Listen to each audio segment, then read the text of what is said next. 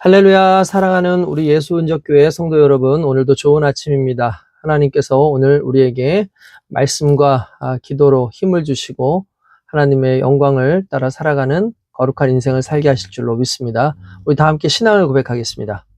전능하사 천지를 창조하신 하나님 아버지를 내가 믿사오며 그 독생자 우리 주 예수 그리스도를 믿사오니 이는 성령으로 잉태하사 예언대로 처녀의 몸에서 나시고 나를 위하여 고난을 받으사 십자가에 못 박혀 죽으시고 장사한 지 사흘째에 죽은 자 가운데서 다시 살아나시며 하늘에 오르사 전능하신 하나님 우편에 앉아 계시다가 거기로부터 산자와 죽은 자를 심판하러 오시리라.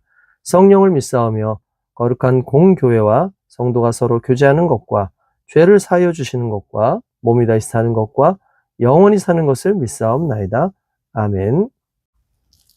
오늘 우리가 함께 은혜 받으실 하나님의 말씀은 야고보서 1장 우리 1절 말씀을 함께 읽도록 하겠습니다.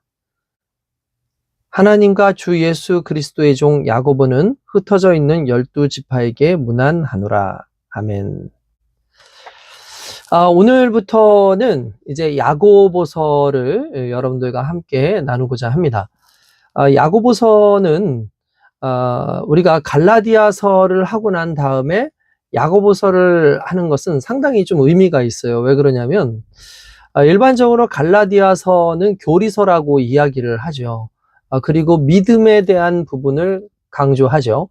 어떻게 보면 행함보다는 믿음, 그리고 인간의 어떤 노력이나 애씀이 아니라 하나님의 은혜, 그 은혜로 구원을 받는다라는 것이 우리가 잘 아는 대로 갈라디아서에서의 가장 중심적인 내용입니다.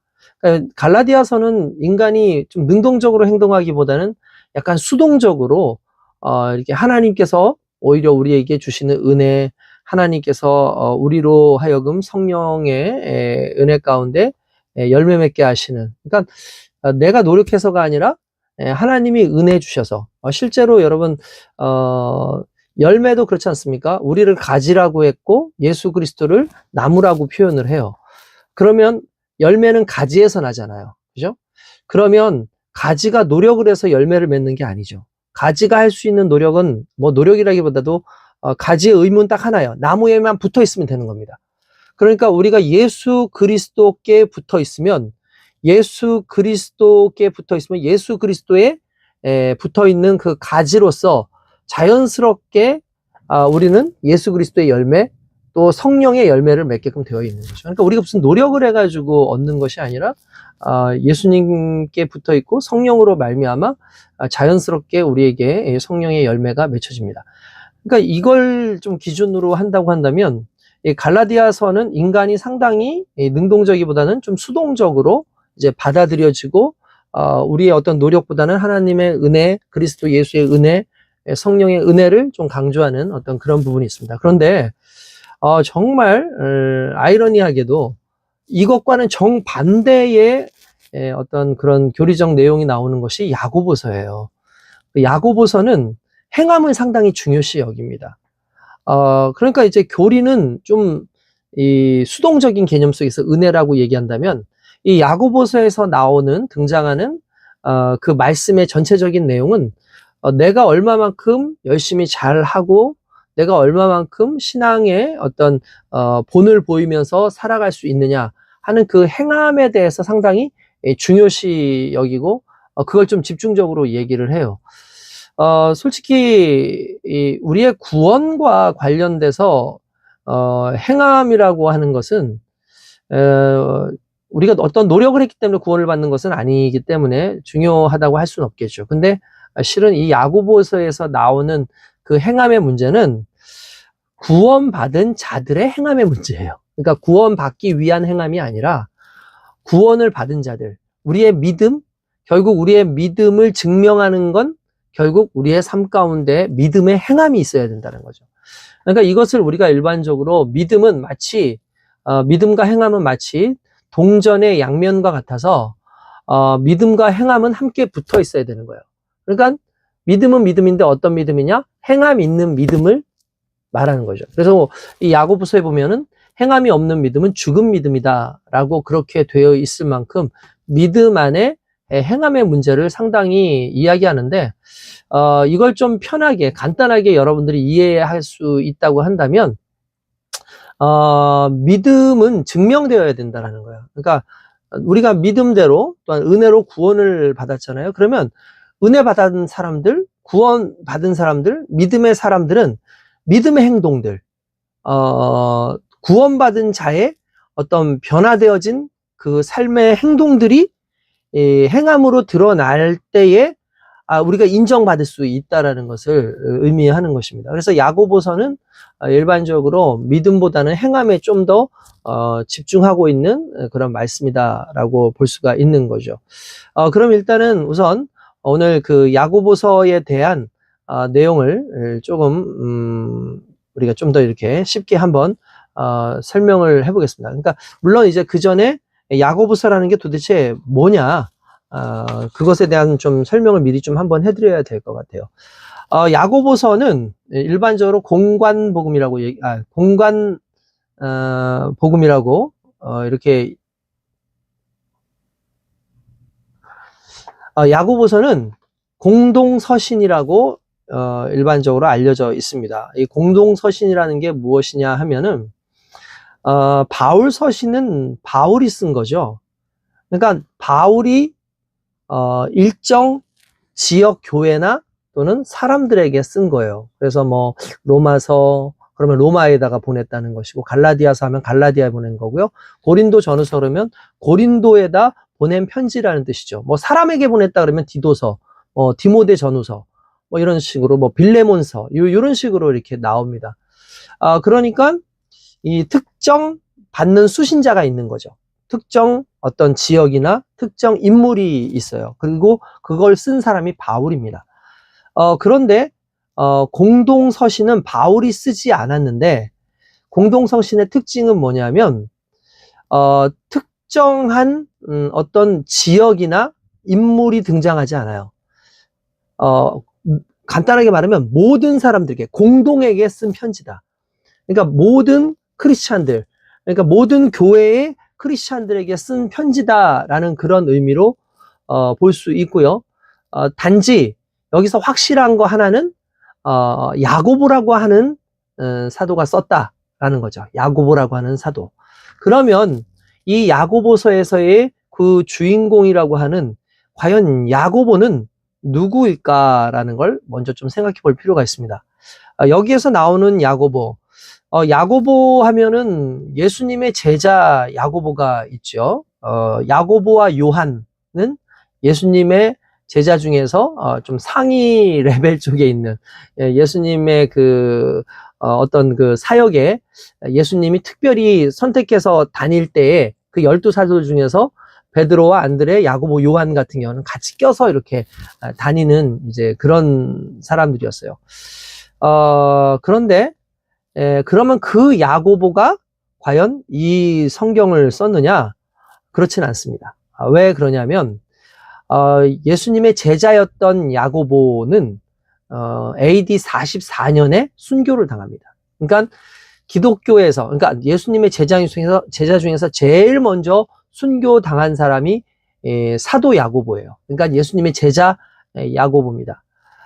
그러니까 이제 예수님의 제자 야고보가 44년에 죽었고, 실제로 예수님의 제자들, 그러니까 이제 신약이 쓰여진 것은 40년대에는 쓰여지지 않아요. 적어도 50년 이후에 또는 60년 이후에 이렇게 성경이 쓰여진 것으로 그렇게 보여진다면 44년에 죽은 야고보가 성경을 썼다고 할 수는 없겠죠. 그러면 이 야고보는 누구냐? 이 야고보는 이제 초대의 그 예루살렘 교회의 목회자였어요. 담임 목사라고 할 수 있는 사람이었죠. 그러면 이 야고보가 누구냐? 놀랍게도 예수님의 동생 야고보입니다. 예수님의 동생 야고보.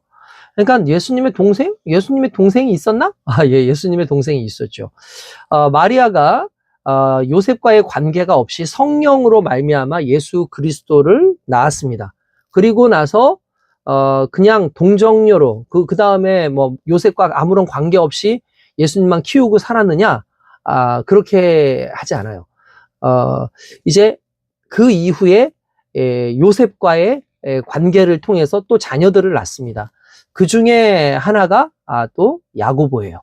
뭐 당시에는 이름이 좀 비슷한 이름들이 상당히 많이 있었어요. 뭐 우리식으로 하면 뭐 옛날에 철수, 영희 뭐 이런 식으로 이름들이 많이 있었고, 야고보도 흔한 이름 중에 하나였다고 볼 수가 있죠. 그러니까 예수님처럼 좀 뭐 지역을 나타낸다면 뭐 나사렛에서 온 야고보 그러면 뭐 나사렛 야고보 뭐 이렇게 부를 수 있었겠죠. 그러나 어쨌든 예루살렘의 사역자로 있었던 야고보라는 사실을 우리가 좀 기억해 둘 필요가 있습니다. 그리고 예수님의 동생이었다라는 사실을 좀 알 수가 있죠. 특별히 여기에서 좀 신학적으로 가톨릭에서는 마리아로 하여금 그 영원한 동정녀설이라는 게 있어요. 그러니까 무슨 말이냐면 예수님을 낳고 난 이후에 마리아는 아이를 낳지 않았다. 영원한 처녀로 있었다. 뭐 이렇게 얘기가 있는데, 그거는 이제 마리아를 좀 높이기 위해서 나왔던 좀 오래전에 그러한 이야기입니다. 요즘에는 그런 이야기를 하지 않는다고 제가 이제 좀 들었던 것 같아요.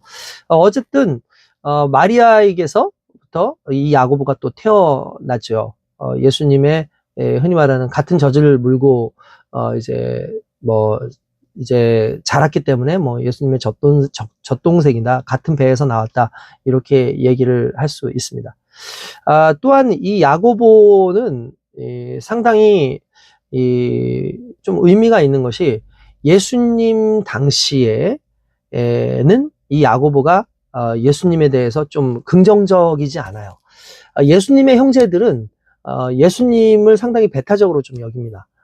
그래서 나사렛에서 예수님께서 복음을 증거하실 때에도 사람들이 들고 일어나서, 아이 저 예수라는 자가 우리가 뻔히 요셉의 아들인 걸 아는데 여기에서 선지자 노릇한다, 메시아 노릇한다, 그러면서 오히려 막 죽이려고 하는 그 순간에 예수님의 동생들은 오히려 그것을 이제 좀 이렇게 형님 예수한테 빨리 좀 떠나라고 이렇게 할 정도로 약간 좀 형님에 대해서 좀 배타적이고, 또 어머니 마리아가 형님과 같이 다니는 어떤 그런 것에 약간 좀 시샘도 있고 하는 그런 부분이 없지 않아 있었을 거예요. 그러나 그들이 예수님께서 십자가에 달려 돌아가셨다가 부활하시는 그 사건을 그들도 경험을 합니다. 그리고 난 다음에 그들의 완전히 눈이 바뀐 거죠. 그냥 어머니가 그렇게 얘기하고 우리 형이 그냥 계속해서 메시아라고 얘기를 하는데, 그냥 저 형은 좀 약간 종교적으로 좀 미친 사람 아닌가? 좀 이상한 사람 아닌가라고 아마 생각을 했었을 거예요. 근데 예수님께서 부활하시는 그 하나님의 아들로서의 그 모습을 보고 나서 이제 이 야고보가 고백을 좀 달리 하는 걸 볼 수가 있죠. 오늘 본문에서도 뭐라고 되어 있냐면, 하나님과 주 예수 그리스도의 종 야고보 이렇게 나오거든요. 하나님과 주 예수 그리스도의 종 야고보. 그러니까 예수님을 그리스도라고 여기고 하나님의 아들로서 여기고 있다라는 것을 이제 의미하는 것입니다. 그래서 이 야고보가 일단 부활의 사건 그 이후에 변했다라는 걸 알 수 있고, 이전에 그래도 무엇보다도 중요한 것은 예수님의 그 형제라는 의미에서 아무래도 이제 많은 사람들한테 좀 신뢰를 좀 얻을 수 있고, 또 많은 사람들에게 뭔가 좀 존경을 받을 만한 어떤 그런 부분들이 더 있을 수밖에 없었겠죠. 그러다 보니까 자연스럽게 또 예루살렘 교회를 이제 담당해서 또 목회자로 이제 또 사역을 했던 그런 사람입니다. 어쨌든 이 야고보가 당시에 흩어져 있는 디아스포라, 흔히 말하는 유대인 출신들의 그 그리스도인들에게 쓴 편지로 추정이 되어집니다.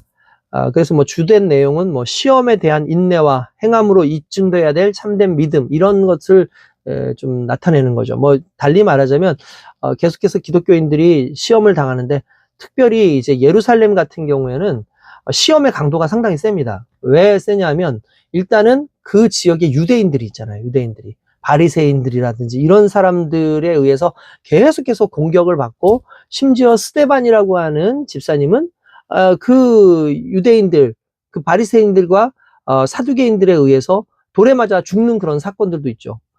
그 이후에 이 예루살렘에 있었던 수많은 예수 믿는 사람들이 멀리 좀 떠나가는 이제 흩어지는 어떤 그런 상황이 있고, 또 그것이 또 긍정적으로 보면은 또 전 세계적으로 그리스도의 복음이 증거되어지는 하나의 또 역할을 하기도 하죠. 근데 어쨌든 어찌되었든 예수 그리스도를 믿는 사람들에게 이제 공통적으로 쓴 편지라고 할 수 있는데, 그것이 유대인들의 핍박, 이런 부분들이 있었고요. 또 하나의 핍박은 뭐냐면, 결국 예루살렘도 한 64년경 정도에 완전히 그 로마인들에게 의해서 유대인들이 추방당하는 그런 일들도 있었습니다. 그러니까 로마인들의 박해가 상당히 좀 심하게 또 있었던 그런 부분도 없지 않아 있었죠. 그러니까 예수 믿는다는 것 자체가 유대인들의 박해와 또한 로마인들의 박해를 받는 어떤 그런 상황 속에서 우리가 이것을 어떻게 받아들일 수 있는 것이냐, 이때 어떻게 우리가 우리의 믿음을, 우리의 정체성을 지킬 수 있는 것이냐에 대한 것이 바로 야고보서의 주된 내용이다라고 볼 수가 있습니다. 그래서 야고보는 그 1장에서부터 5장까지 이렇게 진행이 되고요.